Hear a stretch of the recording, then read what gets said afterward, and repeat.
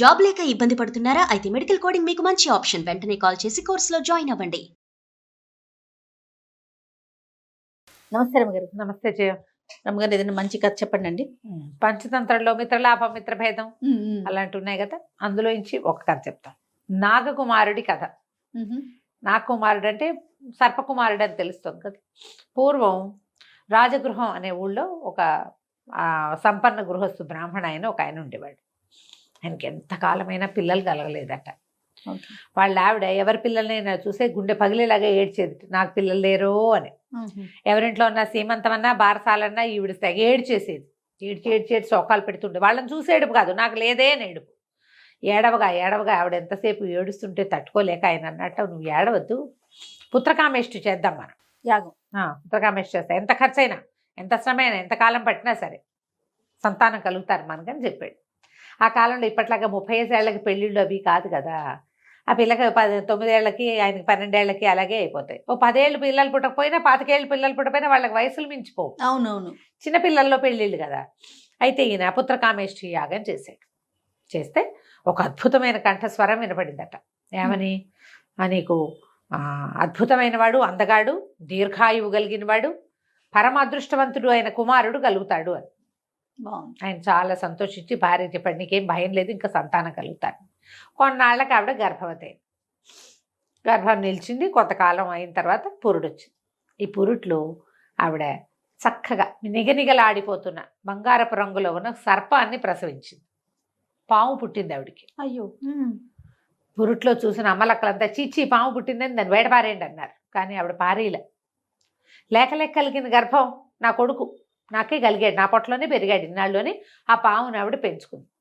ఒక కుండలో పెట్టి పాలు వెన్న పెట్టి పోషిస్తూ చక్కగా అది క్రమంగా సైజు పెరుగుతుంటే కుండలు కూడా పెద్ద పెద్ద కుండలు చేసి పెద్ద పాత్రలో కూర్చోబెట్టేది ఆ పాముని. అది ఎంత పొడుగైందో, ఎంత లావైందో, ఎంత మెరిసిపోయేదో. కాలక్రమాన పాముకు 12-14 ఏళ్ళు వచ్చాయి. చుట్టుపక్కల ఎవరింట్లో పెళ్ళున్నా ఈవిడికి దిగులుగా ఉండేది, నా పిల్లాడికి పెళ్ళైనా చేయలేదు అని. మరి నా పిల్లాడు పెరిగాడు, పెళ్లి చేయాలిగా, ఇంట్లో తిరుగుతూ ఉండేవాడు అటు ఇటు. వచ్చి తన పాత్రలో పడుకునేవాడు. వాళ్ళమ్మ పాలు వెన్న స్వీట్లు గిట్లు పెట్టి పోషించేది పిల్లవాడిని. సరే కొంతకాలం గడిచాక ఎవరింటో పెళ్ళున్నా ఈవిడి గుండె పగిలేలాగా ఏడ్చేది. ఇంతకుముందు పిల్లలు పుట్టలేదో అని ఏడ్చేది. ఇప్పుడు నా పిల్లాడికి పెళ్ళొద్దా, వాడికి పెళ్ళాం పిల్లలు వద్దా అని ఏడవటం. ఏడవగా ఈయనన్నాడు, వస్తే అది కాదే ప్రేసి, మన పిల్లవాడికి పెళ్ళెలా అవుతుంది, నా వీడేమో నాగు, ఏ పాతాళ లోకంలోకి వెళ్ళి ఒక నాగకన్యను తెచ్చి పెళ్లి చేయాలి, సరే ఏదో ప్రయత్నం చేస్తా అని చెప్పేసి దేశాటానికి బయలుదేరి. ఎంత మంచి భర్త రబ్బ గారు, ఏదడిగితే అది చేసేస్తున్నాడు. సరే అక్కడి నుంచి వెళ్ళేసరికల్లా ఏమైంది, ఈయన కుట్కుటమని ఒక గ్రామానికి, ఒక నగరానికి చేరాడు. అక్కడ దేవశర్మని ఒక సంపన్న గృహస్థు ఈయన స్నేహితుడు, వాళ్ళ ఇంట్లో మజిలీకి దిగాడు.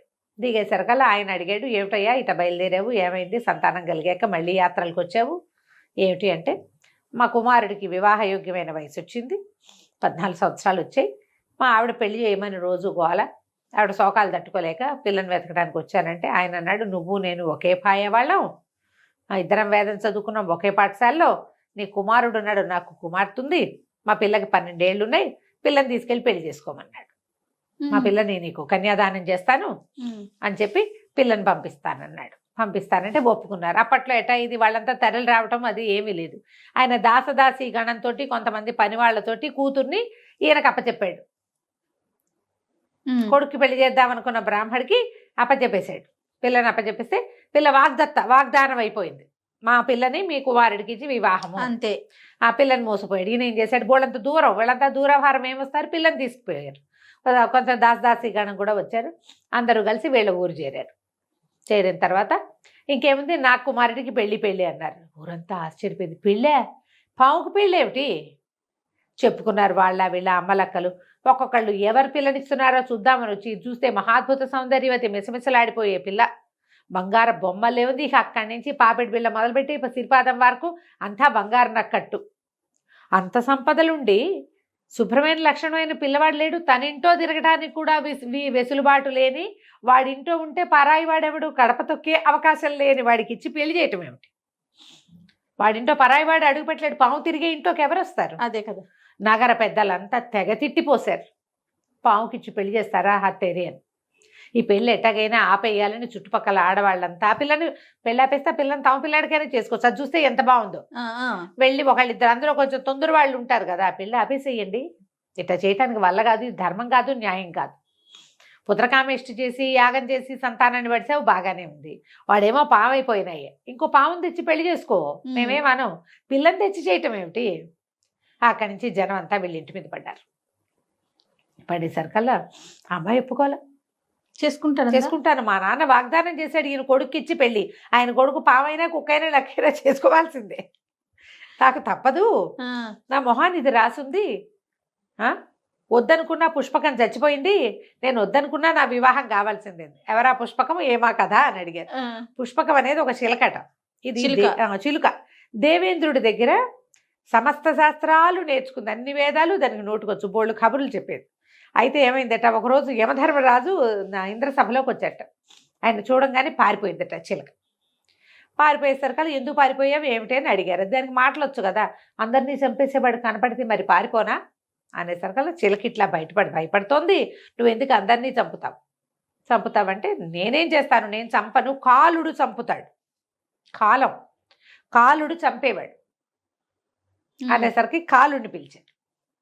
కాలుడు అన్నాడు, నేను కాదు, సమయం ఆసన్నమైనప్పుడు నేను చెప్తే మృత్యువు చంపుతాడు, వాళ్ళని తీసుకెళ్ళడమే యముడు చేసే పని, యముడు కాదు చంపేవాడు అనగానే ఆ మృత్యువు వచ్చేసరికి అలా మృత్యువుని చూసి భయపడి పుష్పకం చచ్చిపోయిందట. భయంతో యమధర్మరాజుని చూసి పారిపోయి దాక్కున్నా దానికి తప్పలేదు, మృత్యు వచ్చేసరికి ఏం తప్పించుకుంటాం, ఎవడూ తప్పించుకోలేడు, నాది ఇక్కడ ఇట్లా ఉంది కాబట్టి నేను పెళ్లి చేసుకుంటాను అంతే. నేను ఊరంతా ఔరవరా అని ఆశ్చర్యపోగా ఆ పిల్ల పావుతోటి వివాహం అయిపోయింది. పాము చక్కగా దాని ఒళ్ళో చేరు కూర్చుని దాని మెడకు చుట్టుకుని హాయిగా ఉండేది. పెళ్ళయింది. పిల్ల ఒక 2 సంవత్సరాలు తిరిగేసరికి పెద్దదయింది కూడా. ఆ ఇంట్లో పాము తిరుగుతుండేది. ఈ పిల్ల ఇంట్లో యజ్ఞానికి హోమానికి వాటికి వీటికి ఏర్పాట్లు చేసుకుంటూ భర్తతో కులాసాగానే ఉండేది, కబుర్లు చెప్పుకుంటూ ఎక్కడికైనా వెళ్తుంటే దాన్ని మోసుకెళ్ళుకుంటూ బాగానే ఉండేది. అయితే ఒకనాటి రాత్రి ఏమైందట, పిల్ల పెద్దదైపోయింది కదా, శుభముహూర్తం ఏదో నిర్ణయించారు. సర్పాన్ని ఒక గదిలో, ఆ గది పడుకునే గది, ఈ అమ్మాయి కూడా ఒక మంచం వేశారు. మంచం వేసేసరికల్లా మంచం మీద పడుకున్న పిల్ల పక్కన ఈ పాములో నుంచి లేచి ఒక కుర్రవాడు లేచి వచ్చి దాని పక్కన కూర్చున్నాడు. కూర్చునేసరికి ఈ అమ్మాయి నిర్ఘాబరి, ఎవరు నువ్వు నా దగ్గరికి వచ్చి కూర్చున్నావు, మా గదిలోకి ఎట్లా వచ్చావంటే ఓ పిచ్చిదానండి నేనే పావుని అని చెప్పాడు. చెప్పేసరికి ఆశ్చర్యపోయింది. అవునా అని చూస్తే పాము తాలూకు మృత శరీరం ఉంది లోపల, శరీరంలో నుంచి వీడు లేచి వచ్చాడు. ఓకే. ఆ అమ్మాయి తెల్లబోయింది, భర్తతో కులాసాగా ఉంది. 2వ రోజో 3వ రోజో వాళ్ళ నాన్నకి చెప్పింది. వీళ్ళింటో లేరు, తండ్రి ఇంటికి వెళ్ళారు అనమాట. ఈ పావును మోసుకెళ్ళింది అక్కడికి శుభముహూర్తం కోసం. తండ్రికి చెప్పింది. చెప్పి తను పాము కాదు, ఎవరో దేవకుమారుడు, ఏదో శాపం వల్ల ఇట్లా ఉన్నట్టున్నాడు, నాతోటి గడిపాడు, రాత్రి నాతో ఉన్నాడని చెప్పేసరికి 3-4 రాత్రులు చూసి ఈయన ఏం చేశాడు, ఈ కూతురు అల్లుడు గదిలో ఉండగానే చల్లగా గదిలోకి వచ్చి ఆ సర్ప శరీరాన్ని బయటికి తీసుకెళ్ళిపోయి తగలబెట్టించేశాడు. లోపలికి వెళ్ళడానికి సర్పం లేదు కదా, ఇక దేవకుమారుడు కానీ ఉండిపోయాడు. వాడికి ఏదో శాపం వల్ల అలా అయింది. ఇప్పుడు ఈ అమ్మాయి పెళ్లి కనుక మానేసి ఉంటే వాడికి శాప విమోచనం అయ్యేది కాదు. వివాహము భార్యా సంగమం వల్లే వాడికి ఈ శాప విమోచనం ఉందన్నమాట. సర్ప శరీరాన్ని తగలబెట్టేశారు. ఇది నాగకుమారుడి కథ. బాగుంది కదా, చాలా బాగుంది. కథ కంచికి మనం ఇంకా ఏదైనా ఉందేమో అనిపించింది, క్లోజ్ చేసేసారు.